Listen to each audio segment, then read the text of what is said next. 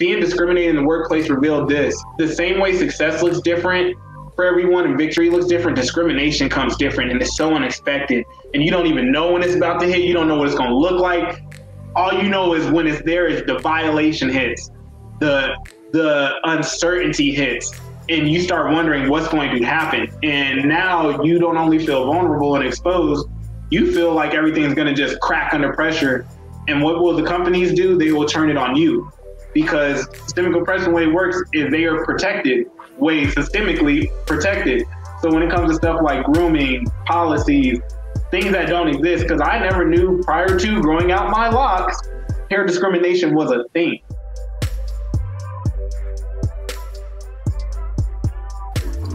Hello everyone, my name is Walt. I'd like to welcome you to BossLocks, a show where we are redefining professionalism, elevating Black voices, and proving that natural hair and professionalism do coexist. Now, we do this by speaking to Black leaders, CEOs, and just some really dope people with interesting perspectives who are doing some incredible things. And we're looking to learn about their personal journey and their experiences working while Black. Now, today I have the honor and privilege of speaking to Rhyval. Rhyval, how are you doing, man?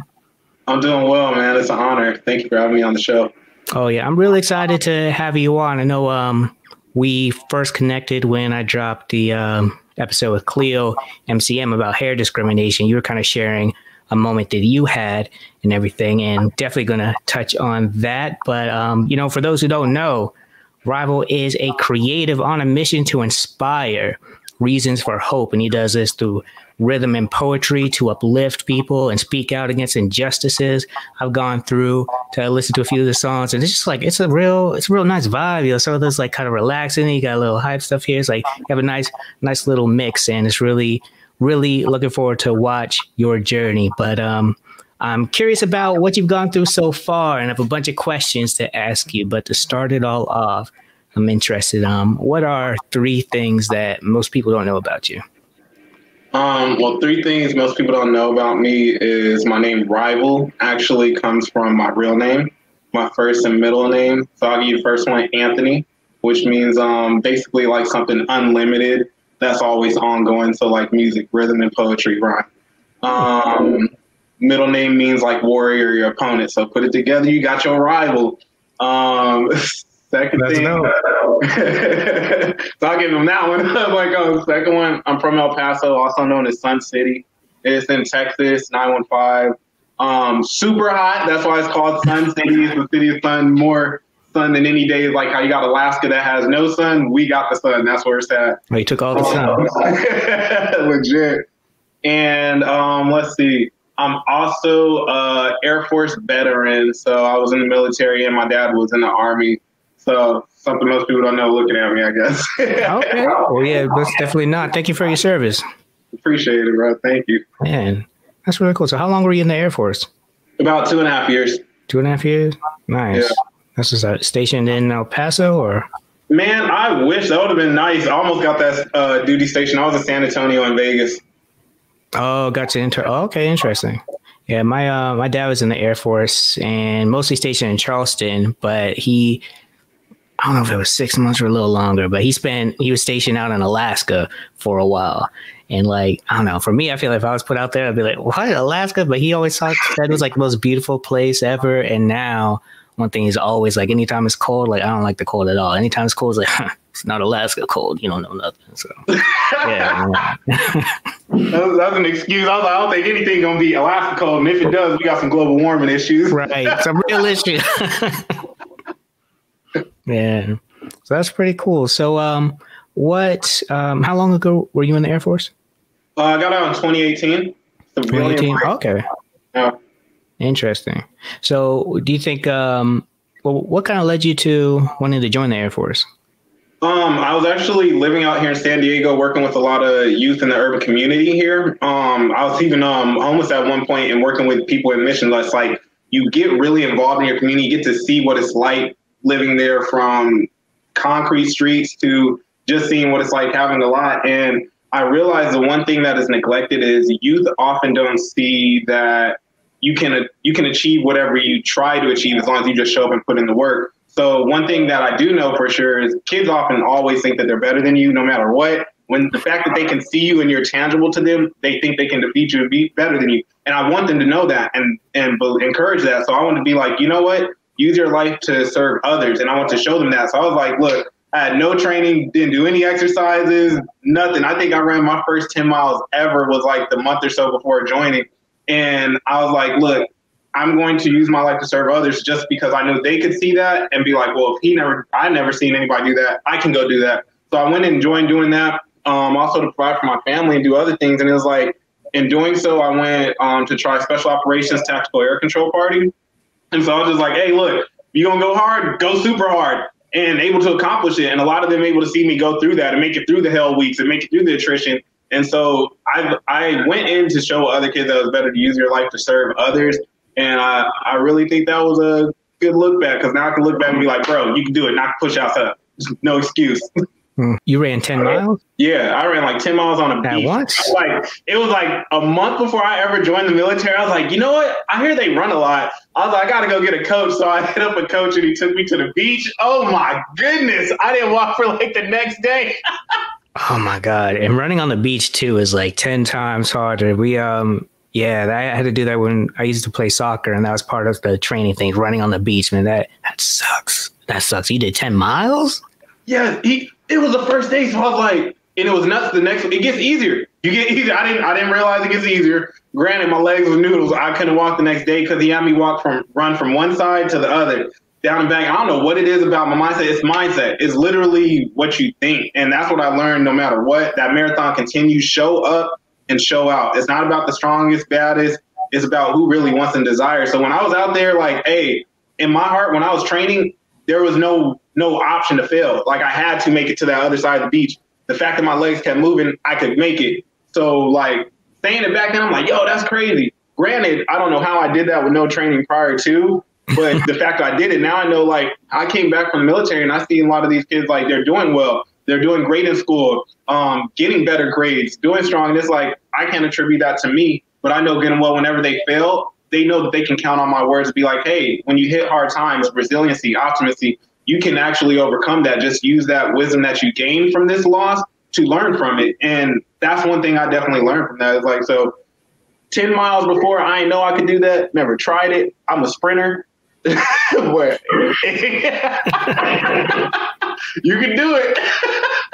Yeah, that is insane. I know it's so interesting, and I'm glad you brought that up, because it's almost like our own eyes are deceiving. Like me just, okay, actually, no, I'm going to be really real. I can't do that 10 miles. Man. I know that. I could run for a good distance, but not 10 miles. But I will say that there's a lot of things we feel as though we cannot do. Like I remember my friend Chris Bennett, we were working out at the gym, and you know, I felt like I had some good weights going and everything. And he's like, "No, put this much." And I was like, "What?" Nah, and I didn't. I was just still doing it just as easy. And I was like, "Oh my God!" Like our mind, like just naturally thinks like, "No, I can't do this, can't do that," but we really can. Like our bodies are pretty amazing.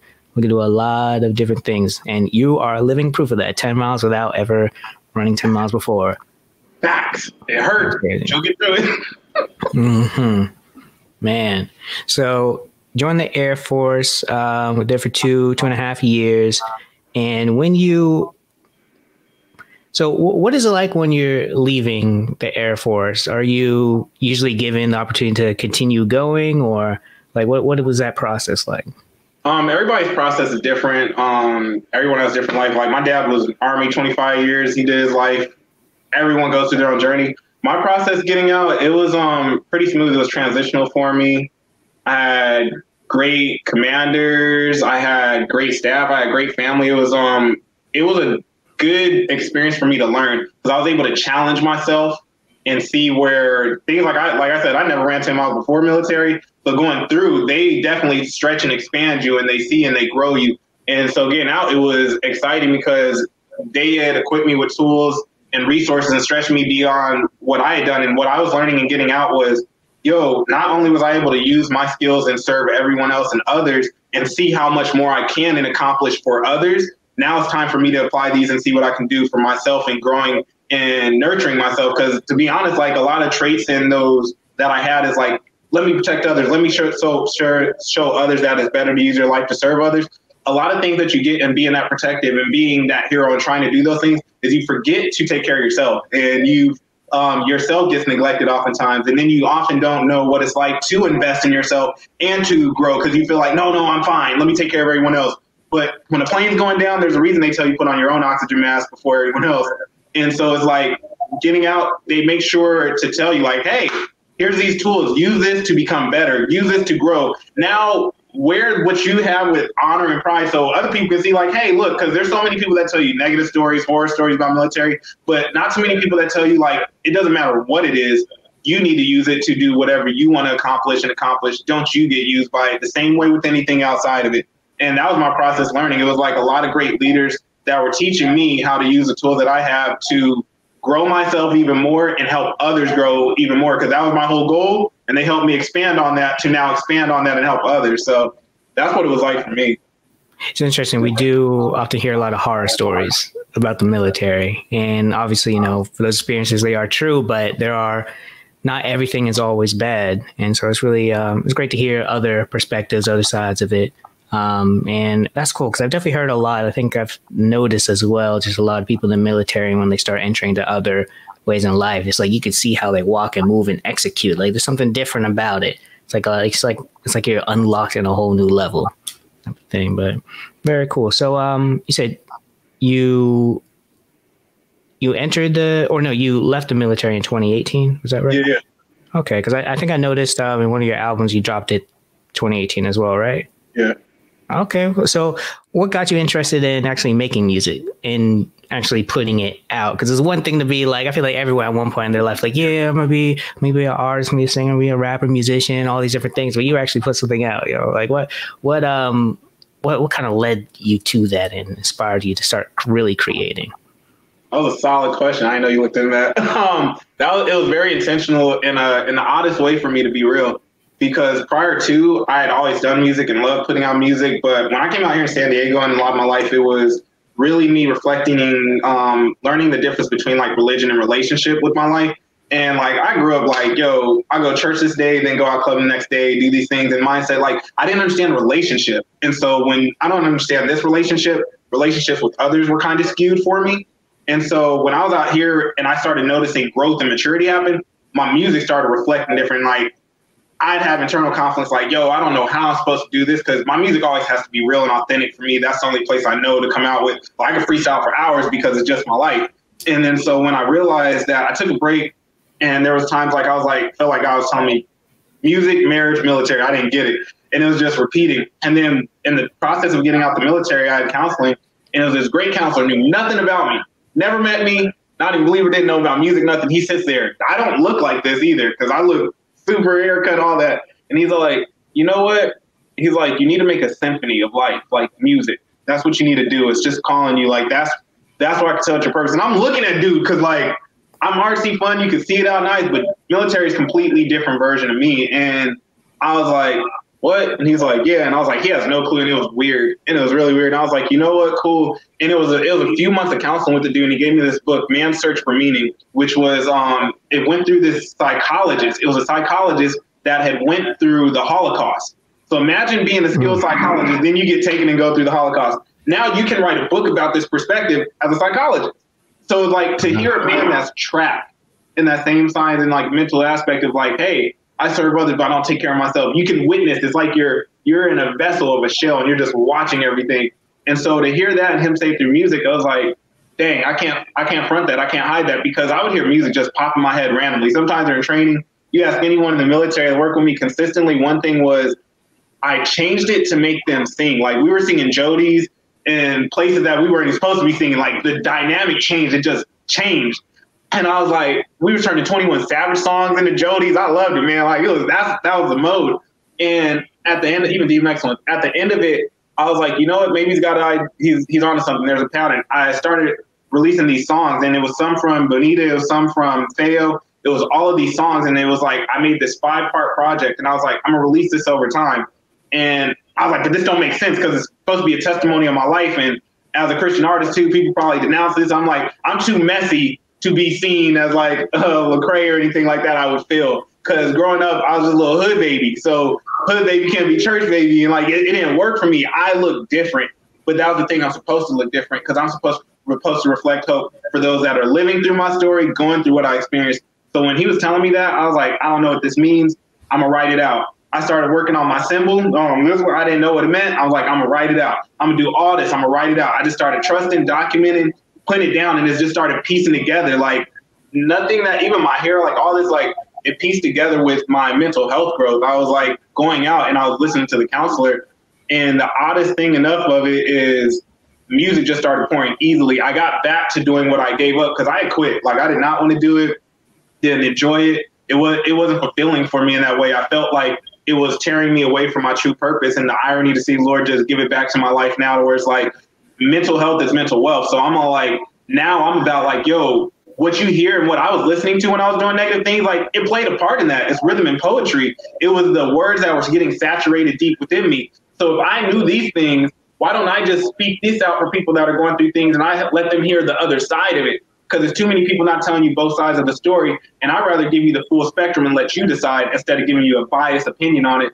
So I started getting back into music. You see Bonita, which would be like legit. I was going to let people piece that together, but that's like a testimony. People start out with infidelity, stuff that you go through, struggles. But the truth is when you actually surrender that, people actually see now you can helpfully process that. Because I'm like, I don't know what it looks like when you deal with it. Now you do. So that's how that came about. Yeah, I think a lot about new growth and how oftentimes we kind of look to where we want to be and how we want to be perceived. Like that's what we focus on when we're not there yet. I think there's a lot of like negative thoughts and self-doubt, but kind of like what you said, like just the kind of the quote unquote messiness of it. Like it's all just like a process to kind of get there. And it's all necessary too, because if you just skated through life without any struggles, I mean, that's great. We'd all love that. I think a lot of things easier, but so it kind of forces you to like change your perceptions on certain things and just truly understand things. Like I know just this journey of doing a podcast, I like really learn more about myself throughout the process. Like I thought I was just learning how to do this and that, but every single interview I do is like a true like I'm like learning something else about myself. So that's really cool. And it's cool that like when you were putting that together, did you know that's what you were doing, or did it just kind of happen and then afterwards you realize like, oh, okay, I'm really showing the whole process and having it for people to experience and reflect on their own lives? It sounds like abstract when I like relate it, because I get like pretty like I nerd out and hyper focus. What is it? Hyper focus on stuff. That was an issue. Maybe I had ADHD. Who knows? But it worked out in my favor. But the way it worked out is like I simplified it, because when I came out here, got my understanding with that relationship with Christ. It was like when I say like religion and relationship are different, bro. You can seriously be out there like clubbing and partying and doing things and not understanding how you're wrong.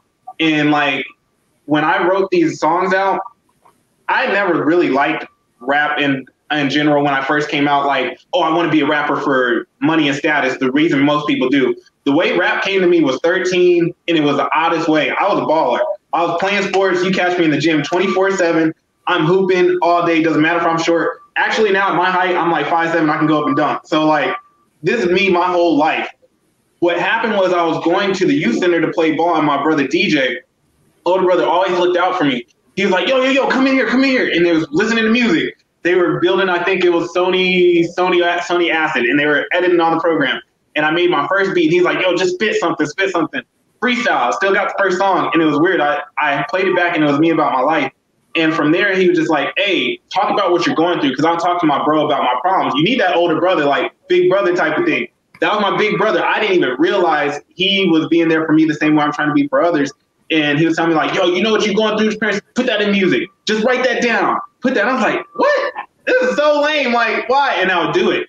I get better. My mom would find my writings. My mom would see my writings, put me in stuff for speaking and writing. I even ended up going to D.C. To speak at Congress numerous times because of my writing. Like, I'm actually a public subject matter expert from like age 13 to like 21 because of like writing and speaking to help a lot of stuff. I would go speak in Congress on behalf of military bases to try and implement funds for the fiscal year to go to military youth bases so we could get more programs at the installations for them. So my sister actually ended up getting instruments and programs because I would go to D.C. the years prior and fight for that money to get allocated there. So it was nuts to see that. So when I had like a friend telling me like, yo, writing, I got to see how powerful rhetoric is. how powerful writing is. And so when it came down to rhythm and poetry, like, write down what you feel. So when it came to understanding a relationship with God, I was like, yo, music. He always said, make music, sing to your heart. Either you're going to get two things in music. Someone, and it's going to be for sure, and this is a fact, someone's always going to be searching for eternity, and then either they're going to tell you how they get it or don't get it. And so when you get music, you're either going to get that dark side of not getting it or getting it, or the good side of getting it, not getting it. No matter what the table is, because that's the topic, it ends with that. Everyone has eternity. So I was like, bro, in my head, like many times I could hear this. I remember getting in trouble, how many times all the party songs would come in. I just started writing down like what the experience was, how I felt it. But then I wrote the part that people didn't talk about. Then I wrote the part that maybe there was another side I didn't see. Then I wrote down how I felt. So then when it came down to me reflecting how this whole project was going to write out, I was like, you know what? When it comes to God in this relationship, I'm just trying to make music to talk to him, get off my chest. I was like, let me just tell the truth. This testimony. I got to confess my sins. I tell the truth. Too many people out here faking the music, and too many people fail in music because they faking the music. But the ones that do really good, whether it's bad or good top content, they're telling the truth. They can tell you they committed a murder. As long as they telling the truth, you're going to like it. They can tell you they just robbed somebody. As long as the truth, you're going to like it, because nobody likes fake. So when I wrote these projects, I'm like, man, I've been quiet for my whole life. I've been a hobbit. I like to conceal, but I've been writing this whole time for years. I've been filming for years. Just insecurities, just self-doubt just makes you not want to put it out there. You feel negative about yourself, and you feel like you need to reach a certain level of status to be considered actually worthy to put it out and for people to take you serious on your content and credible. And so you think you need that certain status for credibility. And instead, I was like, forget all that. For the one time in my life, I was like, this is just me writing what I'm going through. If I look back years now, I need to be able to listen to this and be encouraged and remember where I came from. I stopped writing about everyone else and started writing like, if I could write to 13-year-old me, what would I need to know? If I could write to older me 10 years from now, what would I need to know? That's the most important part. Because no matter what, it could be 99% of the people in this world hate me, and 7 billion people in this world. That means at least there's 77 million that still are going to rock with this, and it ain't even about them, but this will help them. So that was my perspective going into it. I knew like it's going to take me time to release it, but I had recorded. I went into the booth and did like 20 songs that week, and then I'll go in a session and knock out like 15 songs in one, because I already wrote them out in one day. Then I'll produce the beats the next day. Then I'll knock them out and I'll sit. So when it came down to the project, I was like, I'm just going to tell the truth and put that out in testimony and see how it comes down. And it was really a longer one, and I just broke it, separated it, and themed it. So there's still like more to be released over now from 20 to 24. But the reality is I learned in 2020 with the mental health journey, you know, like, oh, let me be out more instead of seclusive. I realized something that Dave Chappelle learned, like, too many people, when you give them stuff up front, they can't really process it. It's healthy. They need time to digest it. So you have to kind of pull it back and let them handle it, or else they're going to get this abstract, raw view of you. So now it's like, here's all my music, and that's all they're going to get up front. And until they're able to look back, like somehow you went through and looked, and you said, hey, yo, I looked at the year, I saw the year, and I was like, yeah, that was intentional. Everything's intentional. I even put intentional things in those videos that were highlighting the upcoming year. And I even made it a movie for the next year, because someone is going to be like me and go back and be like, is this all connected? And be like, yeah, it's literally a story. So that's the reason and why that came out. It wasn't intentionally to be like, oh, this is a project, but it's like, I know the truth about life is we're always going to be searching for eternity, until somebody finds out, hey, it's eternity that you're searching for, and you ain't gonna find it here on temporary, then you need to start talking and focusing on eternity, because everything I can see is temporary. So if I'm focused on eternity, like, how do I treat people? How do I feel when somebody leaves? I forget their name, but I don't forget how I felt with them. Why is that? Why don't I focus on that? And so if I start getting people more focused on that, and if I focus on that, my work will just attract it. And that's low-key been the process.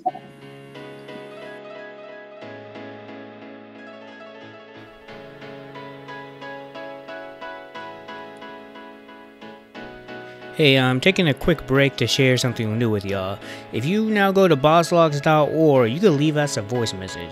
That's right, if you want to be a part of the show without being a full-on guest, all you have to do is go to the contact page, click the button below, and voila, magic.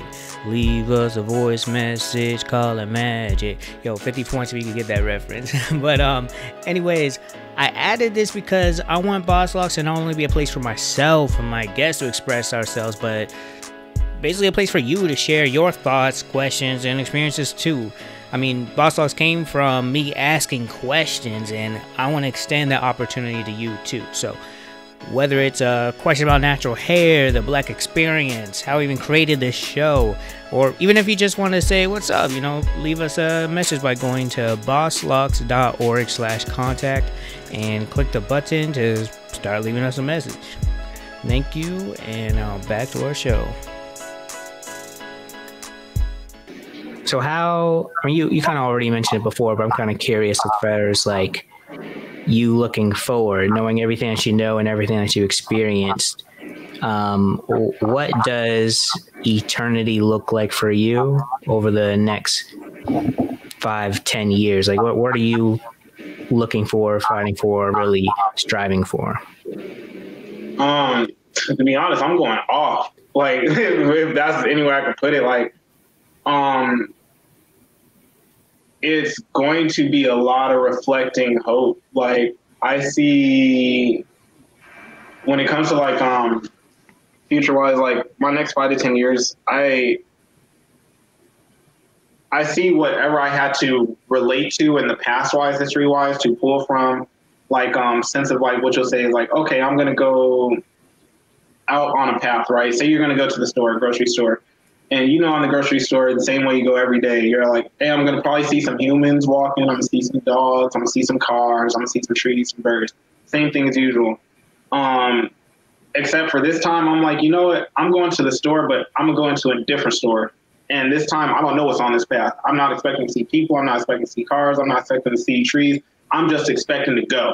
And so when it comes to the next 4 years, I'm like, I honestly know my next plan is just to reflect hope strongly, restore my community strongly, strive for greatness strongly. So what that means is me striving for greatness, all these things come with that. But the way I strive for greatness is encouraging others and helping others to reach their own greatness. Because me, I don't like to think of myself as like, I'm this and that. But I'm like, I like hyping other people up to see their full potential. Because the thing is, I never saw my potential that people saw in me growing up.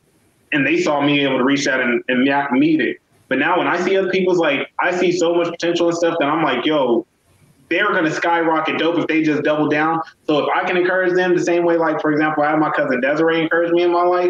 If I can do that for them in that same way, they're going to achieve much greater things. So to bring it back to your question, coming again off topic, like, I see the next few years in the future and focusing on eternity, looking like hope, looking like a lot more of community engagement and realizing who they are comfortable with being opposed to what others are comfortable with them being.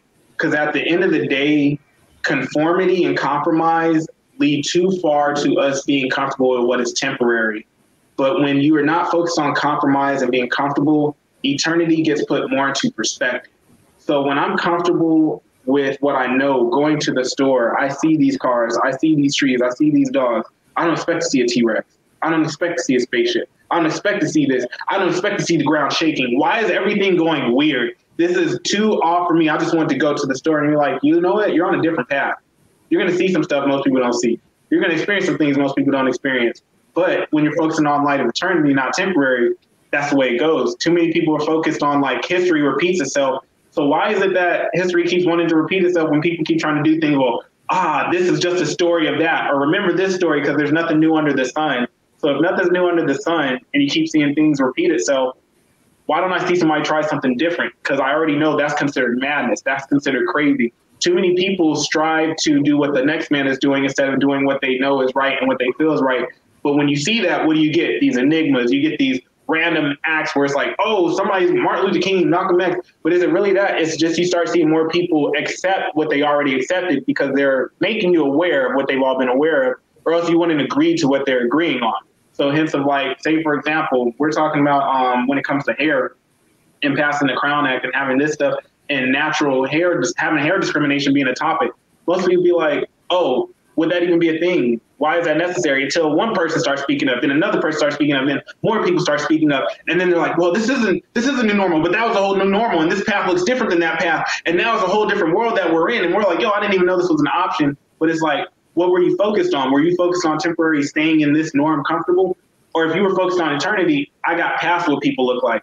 I got past what I felt about what they look like. I started focusing on what was more important because I don't remember what they look like. I don't remember their name, but I remember how they made me feel. So let me see what I can focus on in light of eternity because that lasts. So you start being like, oh, let's work on this instead of, oh, grooming in this way.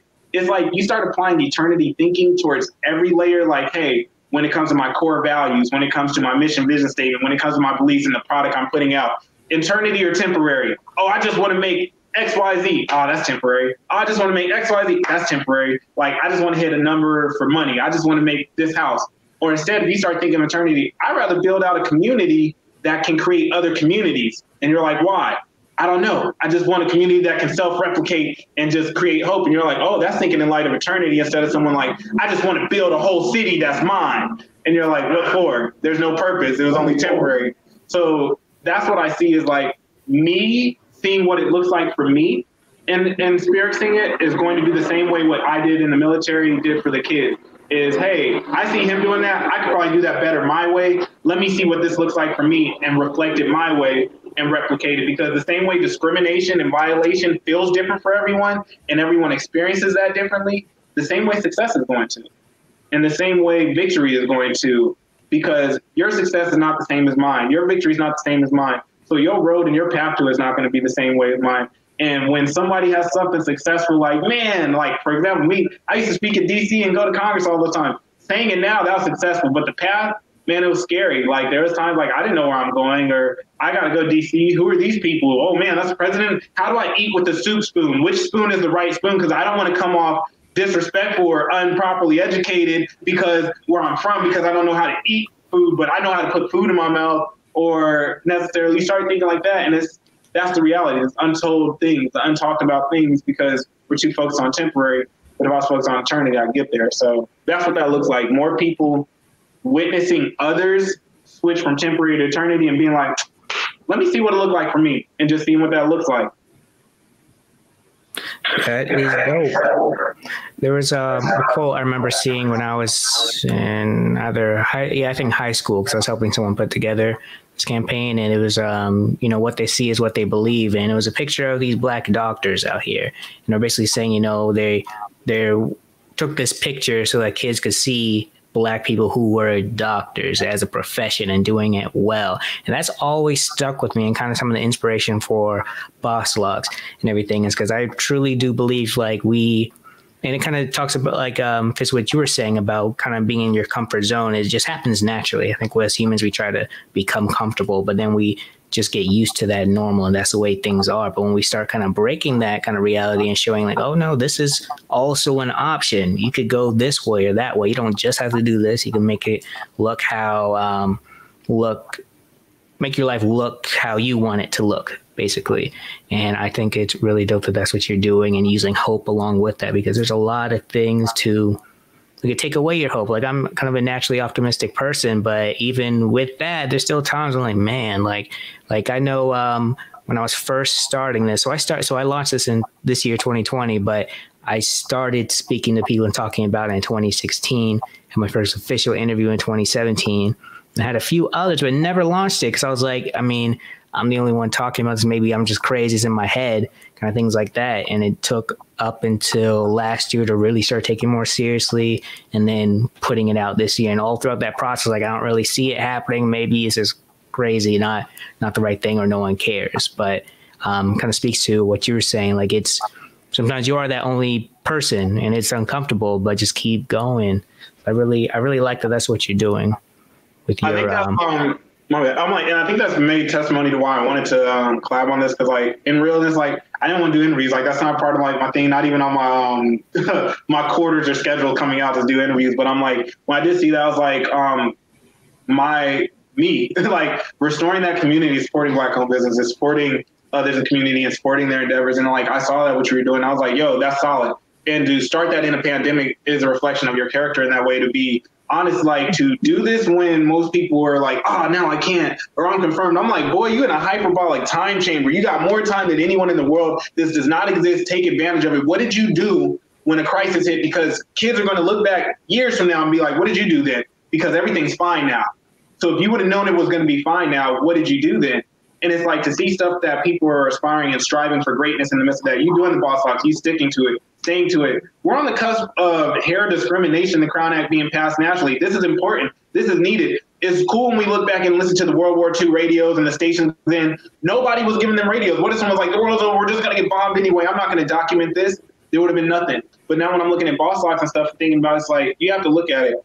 When I went through hair discrimination in California, first state that ever passed it, didn't even know it was passed, didn't even know hair discrimination was a thing because military is always clean cut, got to shave my face.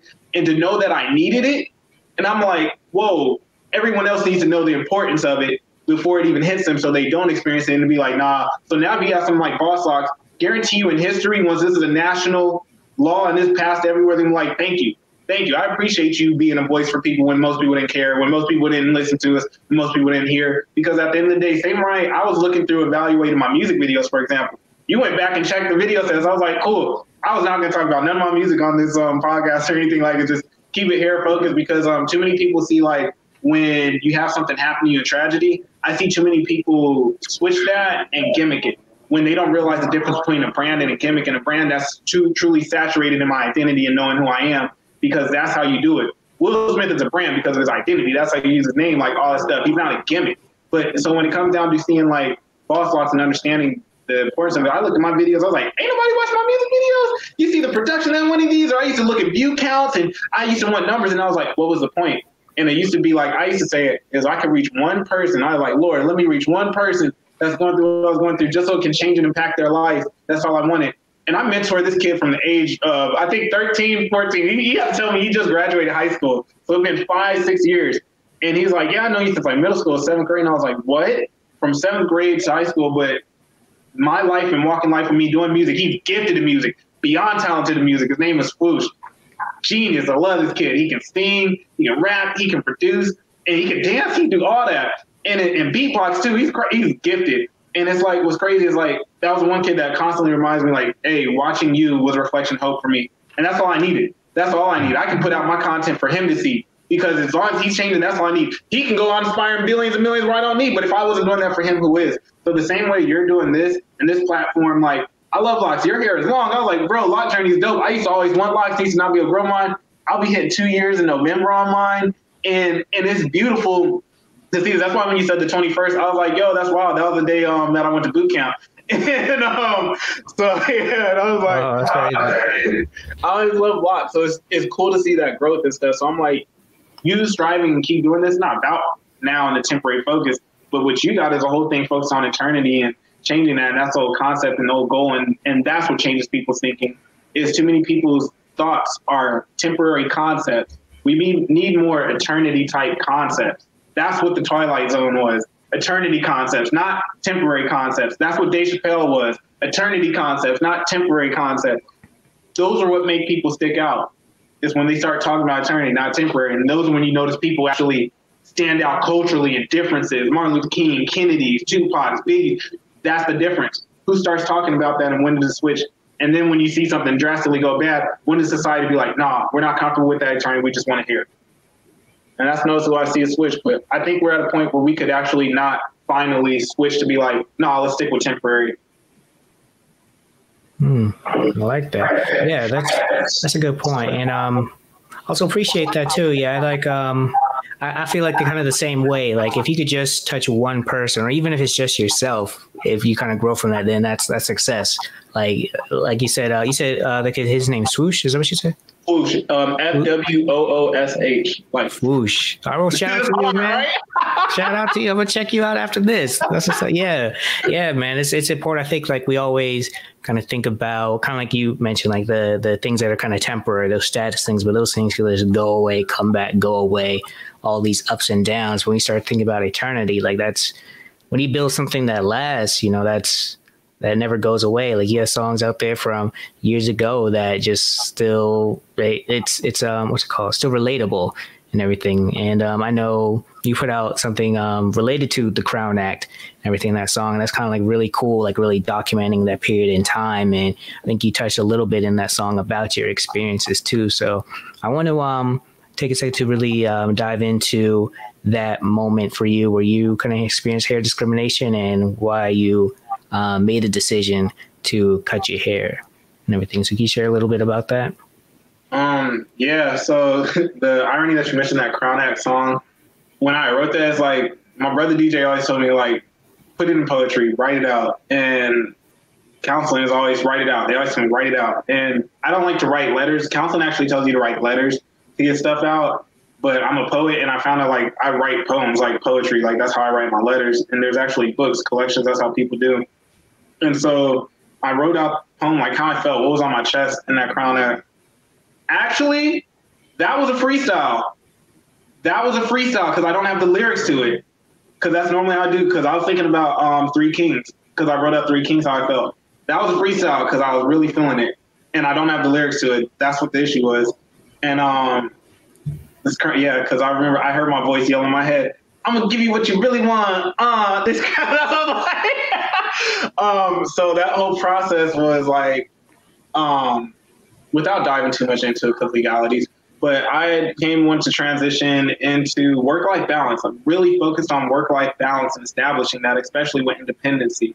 And when you have independency, most people need work-life balance. It doesn't matter if you're military full-time, like if you're working in retail, anything, and if you're independent, work-life balance.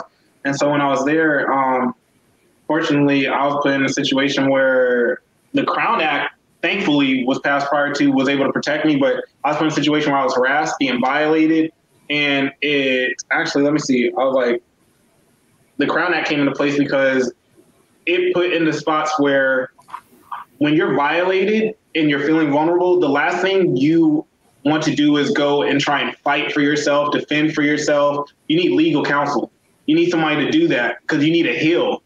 And while you're trying to focus on healing and figuring out what's going on, it's like if you were putting your concussion grenade and everything just blows up, everything's jarring, you're disoriented, you're trying to figure out what's going on in life. So for me in my life, me and my wife living off in the hood in Imperial and 30th, in San Diego, and I'm over in Logan Heights in San Diego, and it's cool, and I'm working there. But what's going on is I'm dealing with a lot of mental stresses in my personal life. And now at work, there's stress is going there. And so when I'm saying there's work-life balance, and most people don't take care of, you can take care of physical health, but emotional health is a thing, mental health. And so when you have employers that also don't have work-life balance, and you have general managers that don't focus on work-life balance, they can unrealistically, not unreal, how do I say it? They can unconsiderately bleed their personal life into work and take things out on you. And the same way people can do that. And so when you think of that, I never want to demonize people and think that everyone's just vicious and they're evil and they're all out there. For some reason, with that optimism trait, I'd rather give people the benefit of the doubt and let people recover and be restored, because I know I've had failures in life, and I'd rather see people be redeemed over time, whether it take them years, 4 years, 5 years. And being discriminated in the workplace revealed this. The same way success looks different for everyone and victory looks different, discrimination comes different, and it's so unexpected. And you don't even know when it's about to hit. You don't know what it's going to look like. All you know is when it's there is the violation hits, the uncertainty hits, the unknowingness of like, yo, what makes it worse at the workplace instead of being violated? Because you get violated at home, something else, anywhere, car accident that happens, but at workplace, it's now it violates and it voids, because now it's like, I'm going to take away your way to provide for your family. I'm going to take away your stability.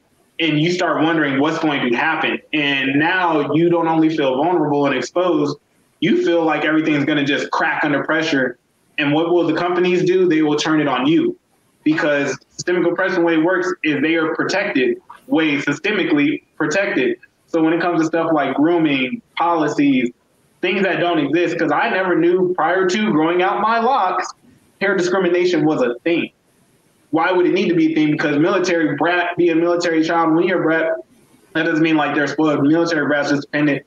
And what it means, it used to be like bold, resilient, affirmative, tenacious. That's what it was a term for. And like, I was like, I got to say it like most people know, but I'm like, but when you hear that, what that means is like, I have to look a certain way. That means I remember there's actually lines like, I couldn't wear my hat to the side. Some don't want to come off as a gang member. Don't want your hair look crooked. Don't want too many slashes. People forget my family's from outside Chicago in Aurora, Illinois. Like it was heavy. So me having 2 slashes here, 3 slashes, that's dangerous. You having parts here, that's dangerous, certain spots. The way you talk to certain people, but they won't know if you move out of a certain neighborhood. So when you have things like, now what is dangerous according to somebody else? What's business or professional considering somebody else? Now let's apply these concepts. And when you move and demographically and get geographically dispersed, what is considered professional to somebody else? What is business considered to somebody else? Is it unprofessional to you that somebody has locks, that somebody has braids, that somebody looks this way? And so now when I bring that back and I look at discrimination, now I'm like, yo, I never thought discrimination would look like this. I never thought it would feel like this. Now, not only do I know, it's like, how do I communicate to others that aren't here, that aren't going through what I'm going through, that don't live here, that I am being violated, and how do I communicate it to them, translate that I'm being violated? And that's scary, and that's odd, and it makes you realize something. Yo, especially as a Black man, I need legal counsel in my life. Why haven't I always had legal counsel? I should get a lawyer free in my life. I need this. Can someone teach me how to operate this? What are the laws in this? Why isn't there anything protecting me? And what that discrimination process did for me was reveal what a lot of people have been going through for so many years in silence that I had no clue about, that I would have been none the wise about until I experienced it, because it's difficult to understand one's tragedy until that tragedy befalls you or a loved one. And with that being real, hearing a female tell me that, yo, they discriminate on my hair because they said my hair doesn't look right. If I'm a dude and my hair's always shaved and always cut and I don't have locks, I'm like, yo, I can't relate. Maybe it is. But then, like, when you're a dude and you go and you're like, yo, I'm telling you, it doesn't matter. They will figure out a way to tell you do not belong here systemically. It won't even be your hair today. It'll be there because that's how systemic oppression works. It'll layer itself in different ways. Today, it'll be your hair. Next day, it'll be the color. Next day, it'll be the length. Next day, it'll be the styling, because they're focused on temporary. But if they were focused on eternity in the workplace, it'd be like, outside of that, when you close your eyes and I'm working with you, what changes? Nothing. If I'm working remote, what changes? Nothing. And it's like, that's focused on eternity. And it's like, I realized in that discriminating environment, when I had to get legal counsel, when I had to get a lawyer, when I had to defend myself, when I gave people benefits of the doubt, when I was optimistic, when I waited for the companies to do the right things and nothing happened, I realized I did not have power to change or control any of them. I have power to control what I do and what I see. And when I used to be like, man, I want to see change, I realized something has changed. I need to be the change I want to see. So with that doing, I was like, I realized from that discrimination situation, what I have to do is actually, I can't change my work spot, so I can't work here, but I can change the complete world in which this job is placed in. And people don't think like that. Like, sure, a company, an employer can hire me and think like, I don't want you to work here because you look like this or whatever, or we can make you conform to this. But what happens once society changes outside of there? Because they don't have work-life balance. What happens when you get discriminated in work, that means work-life balance is not happening for somebody in place leadership there. And that's out of check. So you have to balance that and restore balance. So if you're balanced and you restore balance, you know what else can get you control? The society you live in.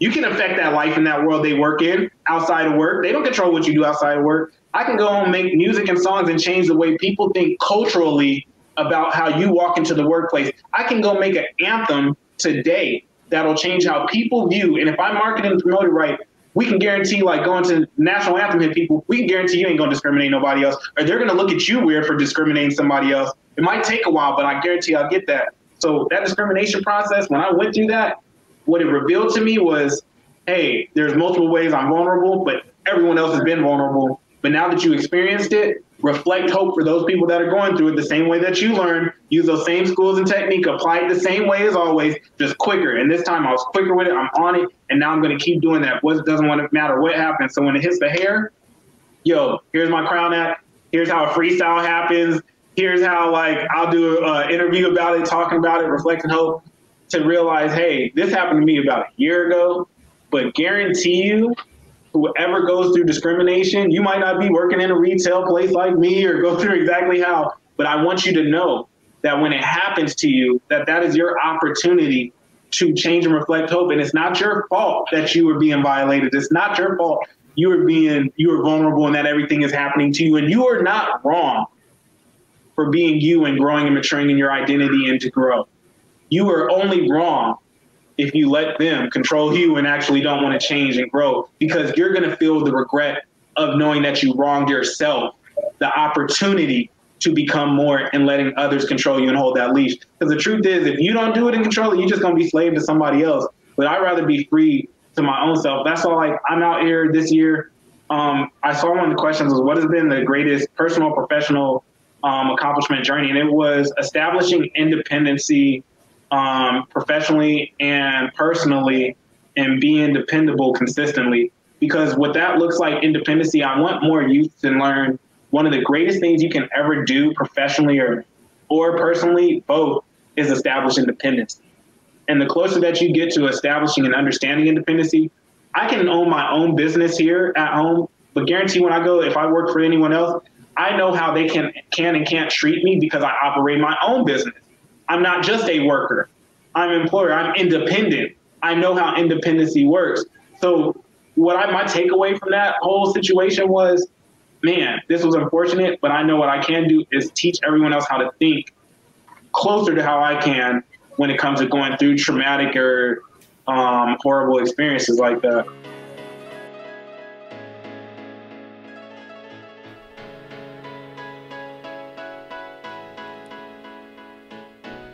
Hey, I'm taking a quick break to share something new with y'all. If you now go to BossLocks.org, you can leave us a voice message. That's right, if you want to be a part of the show without being a full-on guest, all you have to do is go to the contact page, click the button below, and voila, magic. Leave us a voice message, call it magic. Yo, 50 points if you can get that reference. But anyways, I added this because I want BossLocks to not only be a place for myself and my guests to express ourselves, but basically a place for you to share your thoughts, questions, and experiences too.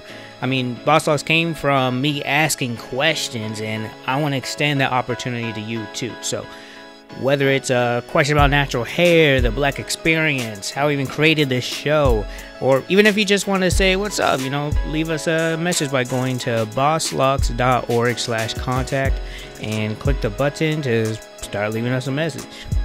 Thank you, and now back to our show. One question I'd like to ask everybody, I'd like to ask it to you as well. I think you already kind of did answer it without knowing, but I want to see how you respond to this question. Like, how would you define professionalism, or what does it mean to you? It's how you conduct yourself in business, and it shouldn't be anything outside of that. Yeah, that's the issue. It is. I think, sometimes I think like if we were invisible and stepping in, like everyone in the workplace was invisible, but still able to work and communicate and all that, it really wouldn't matter what people will look like, from the clothes you wear to how you grow your hair, all the above. It really has nothing to do with the results that you bring. And I really liked what you were saying about the work-life balance, because that is something that is abused, I think, especially in the workplace. And I honestly never thought about people in leadership. When there is an environment work-life balance, it's often because the leaders, the managers, whoever is supposed to be in charge of what the culture is like, it's probably that they themselves don't have a good work-life balance, and that ends up coming out on other people. Because I know just something as simple as like taking the day off. That's like, you are ridiculed for that. You make feel like you are unworthy. It's you're not here to really commit. You're not a part of it. Like, I remember I was criticized for taking some Fridays off. Like, it was consistent. It wasn't like every single Friday, but it was like I had these days to take off. I communicated them. I'm gonna take it off. Some of them were just half days too, so I was still there. But it's like all these little, they were something that we feel are little things. And kind of like you were saying, how this like system is set up so that we feel as though we're wrong. And I think oftentimes when you are just that one person or by yourself, you're like maybe the one black person in the workplace, and something happens, like when it comes to criticizing your hair or the way you present yourself, the way you work, where you do something, and they're criticizing that, you feel as though, okay, they're not criticizing anyone else, I must be doing something wrong. But I really liked what you said, like you're only wrong if you let them basically ridicule you. That, and it is tough, I think, to kind of take some action against it. But I love what you said, and I hope anyone listening like really kind of feels just seeing that you actually are someone who's, I guess, in real time kind of in the process of doing something about some wrong that was done to you, but just kind of seeing that it is possible, I think is really dope. Because I think for a lot of people, they may not feel like they have any options. So I really appreciate you sharing all of that. Thank you. And to be real, like to say like how seeing me reflect that, I had to see a reflection of that at first. And it was Carry On Washington. And much love to this brother, because his story I had learned about it months before I had even experienced anything similar. It was he had got denied a job at Six Flags, I believe in Florida, because they told him he would have to cut his locks. And I'm like, what? But seeing that, and this man, he did it. He said, Wayne, he was actually able to get a job. He got hired a modeling contract. And I was like, praise the Lord for that man, because like, let him keep his look to push that and be that reflection, because him doing that, I had to tell him, I was like, yo, thank you. I reached out to him and told him thank you, because like I said, hearing a female say it, my mom owned a hair salon before in Alaska before. I seen hair, I seen beauty. Like, I've always known that as a female aesthetic. I've had different hairstyles, from comb overs my life to the curls, but at the same time, I've known like, hey, whatever they say goes. So for me to see a man go through hair discrimination and stand up about that in the workplace, that was a first. That was bold. If he didn't do that, I don't know what I would have had to tell me that I was right and to tell me that what I'm going through is wrong. I needed someone to see that. So he was definitely the first reflection for me. And I told him, thank you, because that brother was a warrior. I needed to see that it is okay to be a warrior in this, because at the same time, I'm trying to like work-life balance. I'm like, hey, come from the military. I don't want to appear too like, oh, I'm not changing my hair for nobody, because what do? Angry black men. And that's the sad ploy. It's like, there's so many different ways they can cop out to denounce the fact that you have emotions and feelings that need to be acknowledged and respected the same way as everyone else's. So when I saw that brother stand up, I was like, you know what? I can stand my ground respectfully and stand my rights and justice and right. So thank you for that. But I was like, I definitely acknowledge that's definitely the main point of me speaking, not being silent, getting outside of my comfort zone, doing speaking stuff about that, is because if I didn't see that reflection, how would I have known? And I'm like, I don't know who's gonna see this reflection, but yo, just so you know, like, you not wrong, go get help, legal counseling, they do pro bono. It's wrong for them to discriminate you, 100%. Speaking about hair and everything, so you've had your locks now for 2 years, and I guess your mom had a salon, which is really cool. So I guess you've always been around different types of hairstyles. But what really inspired you to start your locks? So when I started my locks, it was about 2 years ago after the military. I had multiple styles before. Like I said, I had a comb over prior to the military. It was hard. When the only dudes in San Diego you'd ever meet with the hard part and the comb over, it was cold. What made me start my lock journey was I needed something to reflect a celebration of life for me. I needed hope, like, to celebrate that. And when you look at locks, there's a bunch of individual strands united together in unity, and they reflect that unity. And so when I started my locks, I needed something that I could see that was going to reflect unity and growth.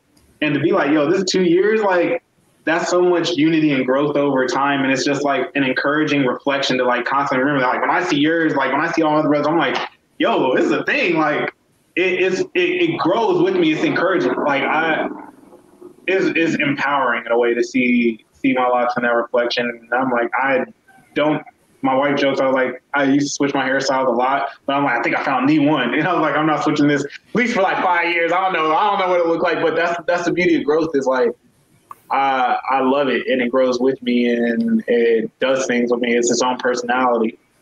I encourage others to do it. I always wanted locks when I was a kid. My mom never let me get locks.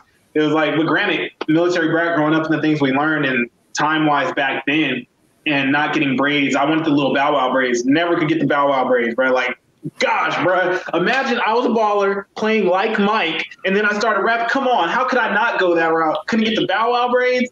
And so, thank you. She saved my hairline, though. But I was like, Grant, she could pull that thing back. I don't care. I would have been okay with it. But I think she did try once, too. She pulled it way too back. I even did the little beads. Like, I did hairstyles. But with my lock journey, it was definitely, I needed something to be a reflection of me. Everything's a reflection.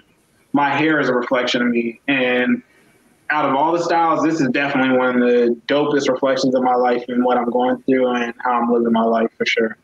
All right, so I have just 2 more questions for you because really I could just probably talk to you like the whole day, but try to respect the time and everything. And I think we gave the listeners a lot. Man. This is a really very full episode. So, first question is, how can everybody find you? Any social media, it'll be my name, Rhyval, Rhyval. I think TikTok's the only one where it's an S at the end, but it's Rhyval. All right. And is there anything else that you would like to touch on before we go? Not much. I just really hope people take away from this to go out and reflect hope. Oh, if anyone does like these shirts, this is like literally only thing you will see consistently.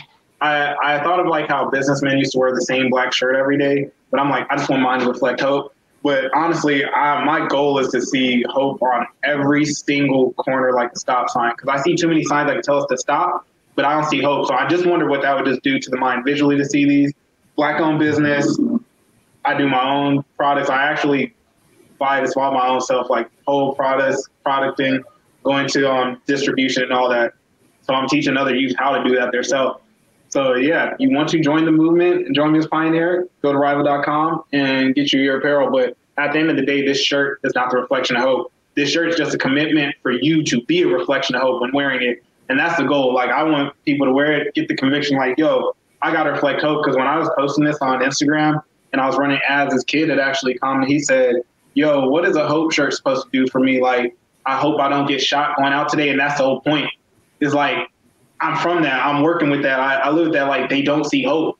And that's sad. Like, they don't. So I'm like, yeah, I do need somebody wearing this shirt. So he does see. He's like, you won't get shot, homie. I am out here with you. I'm changing the block for you. I'm changing the community. So if y'all want to be a part of that, get down with that. Rhyval.com. That's the wave. It's going to be on your block one way or another. Get it soon. Oh, that's dope. Yeah, it's like a commitment and a communication tool as well, just by wearing that shirt.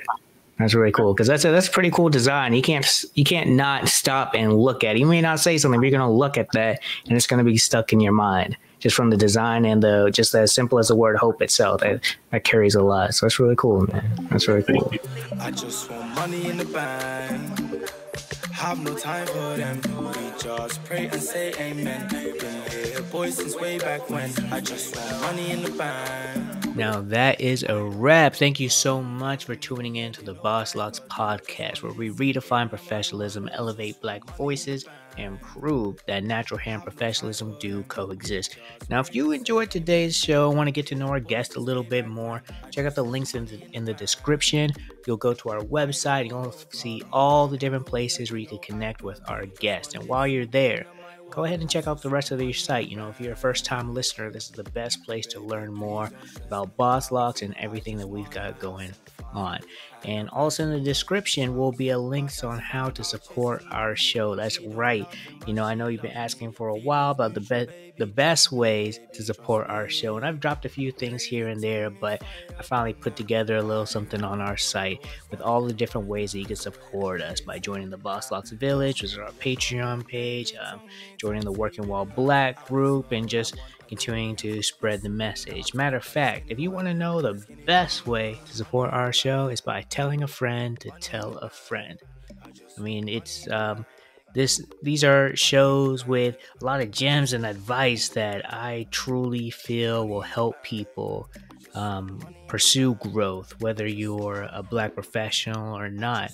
This is information that's basically free game, and I think the more people who hear it, the more people who will be able to help really support the change that we need today and in the future. So once again, thank you for listening, and I'll see you next Tuesday for our next episode. Grab the bro, cause I don't even see them. Shout the family, cause I need them. Yeah, I need them. If I pull up in the German, I want the best version. Tryna kill bills like Uma Thurman. Money in the bank, money in the bank. I just want money in the bank, money in the bank. I just want money in the bank, money in the bank. I just want money in the bank. I just want